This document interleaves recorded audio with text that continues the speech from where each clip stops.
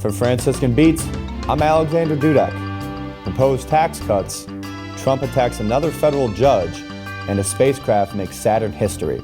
All this and more on today's Franciscan Beat. Treasury Secretary Steve Mnuchin says President Donald Trump's tax plan will amount to, in Mnuchin's words, the biggest tax cut and the largest tax reform in U.S. history. Mnuchin gave that description during a speech in Washington on Wednesday morning. The White House is set to release the broad outlines of the Trump's proposed overhaul later in the day. White House officials already have said the top corporate tax rate would drop from 35% to 15% under the new plan.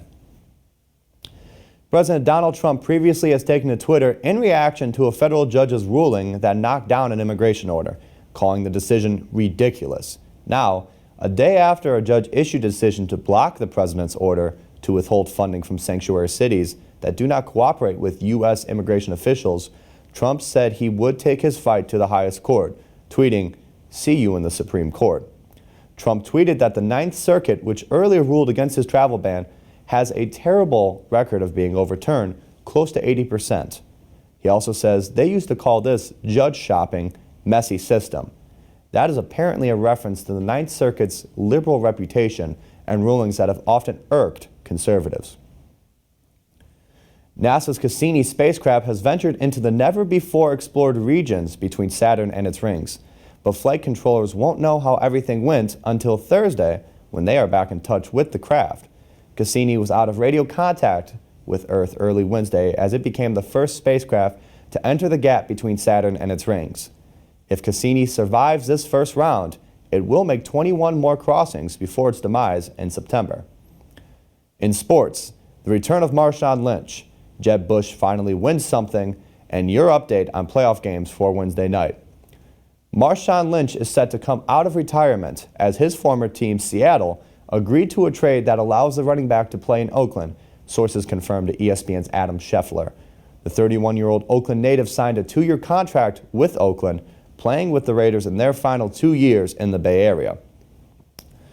Reports from Bloomberg and the Miami Herald state that the Miami Marlins are being sold to a buying group organized by former New York Yankee Derek Jeter and former governor of Florida, Jeb Bush. The reported purchasing price is $1.3 billion, although current Marlin president David Sampson has denied to comment on the sale.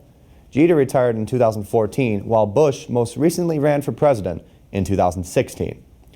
2 new series will start tonight in hockey as the Nashville Predators will look to continue their stellar play as they face off versus the St. Louis Blues.